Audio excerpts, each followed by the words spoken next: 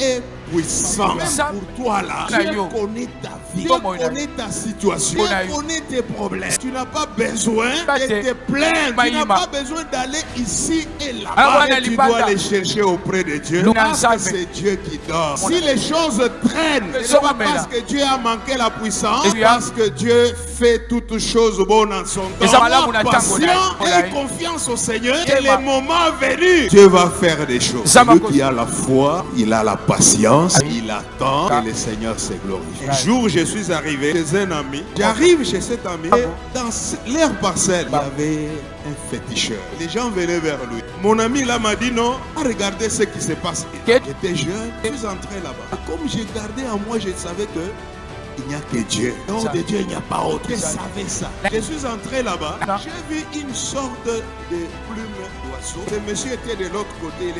Il parle. Quand il parle, tient seulement le truc. Il fait un dessin au milieu. Il dit si quelqu'un a volé, le truc là va te tirer. Amène d'un côté. Maintenant, vous savez ce que moi je fais. Lorsque j'ai tenu le truc, je me suis incliné. J'ai commencé à prier. Seigneur, toi seul, tu es Dieu. J'aimerais que tu bloques ces trucs et ça ne fonctionne pas. Le monsieur a fait des déclarations. Il a parlé. Ça n'a pas bougé. Il m'a regardé. Il a dit à moi, mon ami, c'est là des démons. Vous savez que j'ai beaucoup rigolé. J'ai réalisé moi-même que Dieu est puissant. Dehors de Dieu, il n'y a pas une autre force. Quand on parle du bras, quand on parle du doigt, quand on parle de la main de Dieu, ça de la puissance. Quand les bras de Dieu est en action, personne ne peut s'opposer. Quand Dieu agit dans ta vie, seul, tu deviens majoritaire. Il faut que tu sois puissant. Il y a beaucoup d'enfants de Dieu qui ont un esprit faible. Vous savez, l'homme c'est le corps, et l'âme c'est l'esprit. Maintenant vous savez, celui qui a cru en son esprit reçoit la vie de Dieu. L'esprit de Dieu vient habiter dans ton esprit. C'est-à-dire dans ton esprit là, il faut que le nom de Jésus y soit. Et tu verras dans tes expériences, pendant que tu dors, quand tu dors, c'est le corps qui dort, et l'âme dort aussi. Mais l'esprit ne dormira jamais. L'esprit reste éveillé. Et l'esprit va vivre des expériences. Il y a des expériences qui vous reviennent sous forme de son. Maintenant, quand vous avez un esprit faible, certaines personnes ils viennent vers vous. J'ai dormi aujourd'hui, j'ai fait un rêve. J'ai vu les gens qui me poursuivaient. J'ai couru, j'ai commencé même à voler. Il se vante même, il est même content. Tu es un peureux, tu es un fouillard. Ton esprit est faible. Il y a des genres de sols. Il y a un sol qui est facile, on peut percer. Mais il y a aussi des sols durs. Vous allez voir une fente qui s'ouvre sur le sol. Malgré sa dureté, une plante qui sort. La plante là, elle n'est pas aiguë, elle n'est pas pointue, elle n'est pas solide. C'est une plante qui est très faible. Mais comment elle a fendu le sol qui est dur pour sortir? C'est la puissance de Dieu qui fait ces choses. Et dit à quelqu'un, même si le monde des ténèbres, même si la sorcellerie a pris tes affaires, enterré cela, a pris ton mariage, ils ont enterré ça, ils ont pris ta vie, ils ont enterré, ils ont mis même un béton.